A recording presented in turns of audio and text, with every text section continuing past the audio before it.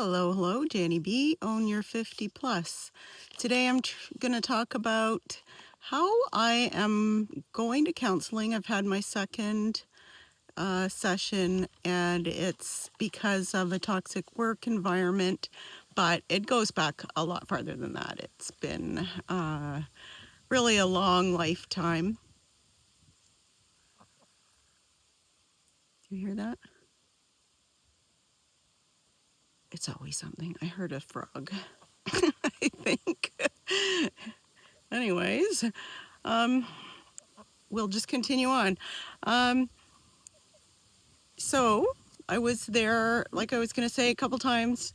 And the first one was great because I found that my main takeaway was my boundaries and how I was pushing against our session on there is absolutely no part of me that wants to go back there, but it isn't just a matter of I just don't feel like working anymore. I had no intentions on leaving. I was firmly going to stay there for 3 years more at least, and probably very part-time until I was 70, just to have some extra money into my retirement and that kind of thing. At least work at the garden center where I used to work in there seasonally, something like that. I thought I was set. And I've been there 14 years, never thought for a minute that I would be leaving. So it is nothing like that. It is, I just can't do it anymore. They pushed too far, did too much, and I literally just feel like I'm going into a battle zone or a kindergarten class. And a kindergarten class of mean girls is what it's like. And these are grown women, most of them anyway. The worst ones are the ones my age. That's the sad part. I work with students, high school students, and all except one are pretty good. But anyway, shout out there for what I call the kids. They're not kids, but anyway, I keep pushing against my boundaries because I'm not sure whether I should not go back or not. And it's not because I have any desire to go. It's not because I know my health will suffer. My biggest thing is stress and my health. I am so afraid of hitting 65 when I'm supposed to be retiring and like dropping dead 2 years after. I don't know if I'm supposed to say that on here. I don't know what all the rules are. I think it's okay to say that because it's a legitimate fear that I have. I have just had a lot of death in my life, especially over the last 5 years. A lot of people have passed away. And I think it's legitimate.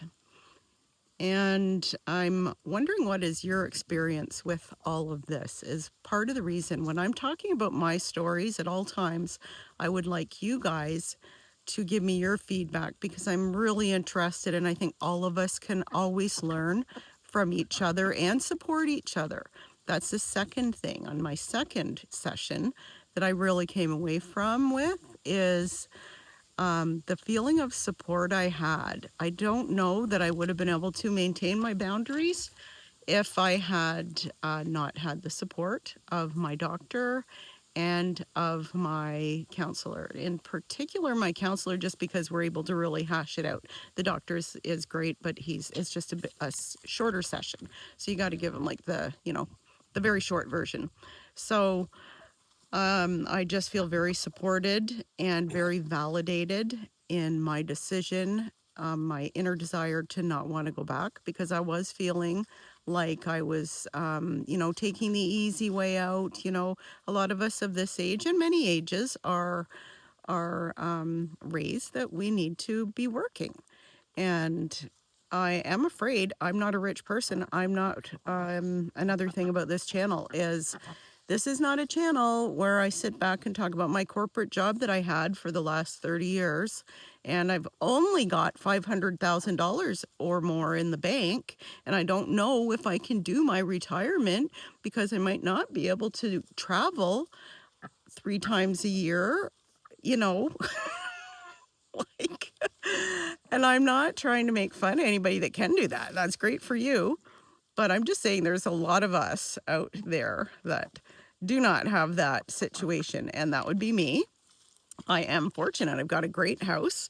I'll tell you about that. It needs a lot of work, I will tell you about it though someday and how I got it, because it's like there also seems to be a thing going around, especially with a lot of young people now, that we just were magically given all of this stuff. Well, that's Zeus, because he's mad because he wants to go, he wants me to put him in the house, or he can hear me talking likely and wants me to come over there. So we'll just ignore him for a few minutes. And he's blind, but he was also traumatized, and he will not go in the house by himself. You have to come outside, go around, say, go on in the house, Susie, and then he'll go up the stairs and go in. But he will not come in the door unless you're taking him for a walk, which it's almost walk time. Or if you're giving him a treat, sometimes I give them all a bite of canned cat food in the morning. So if he's outside, he'll come in for that sometimes. So anyway, so I'm not trying to mock anybody that has that fortunate situation. I just find it kind of strange. I can't figure out how people can't figure out whether they can retire when they have like a company pension. They've got like a RRSP, they've got their TSFA in Canada, and sitting on $500,000, and in a house and a cottage and 3 cars and stuff, and they can't figure out because they don't want to have to restrict themselves. I mean, I can understand it. It depends on what your thing is, right? For me, I'm very lucky. I have my place and I really like to be here. I love to go visit Nova Scotia and PEI and drive through Quebec. It's beautiful. Absolutely. I love the ocean. So, I mean, I'd love to do that. I wanted to move there once. And I've decided at my age now I'd rather stay around where my kids are. But that was when I was young and adventurous in my 50s. Like, time changes in 10 years a lot, or things, but I have all these animals now. I couldn't do it if I wanted. So anyway, these dogs are like children. This is literally like a crying baby in the background. He'll be okay. So anyway, boundaries. Zeus, I'll be right there. Boundaries and validation were the 2 big takeaways. She taught me how to tap. I'm going to have some more about that because it's the greatest thing. You just breathe in, and there are a few tapping places you can tap, and it really works. It really, really works. My ear even popped the first time I did it, and I had a headache and like kind of stuffed up ears. So anyway, there's that. And then she had me pull 2 cards at the end, which I thought was really cool because we never used to do that stuff before.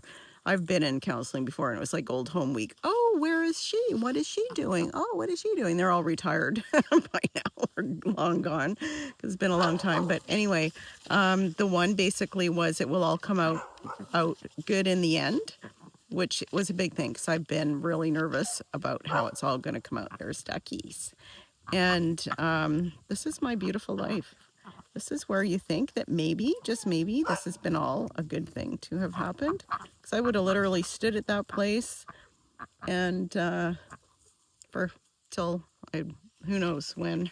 So anyway, and I'll talk a lot more about what I'm going to do.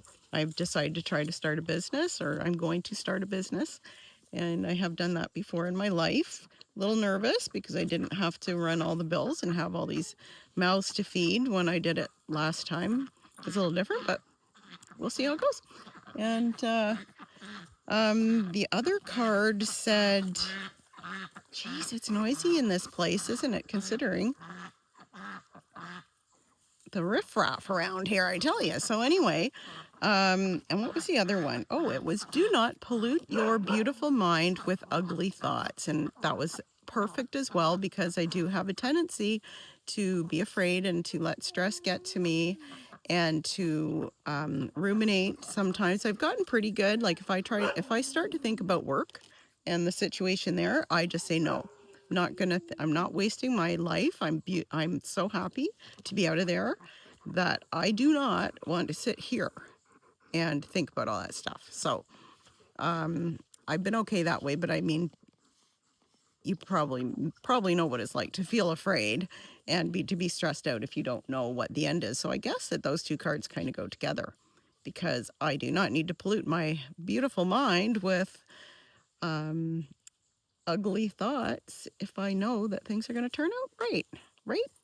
And I thought it was quite funny because I have actually written a book called Whispers Inside about my experience with a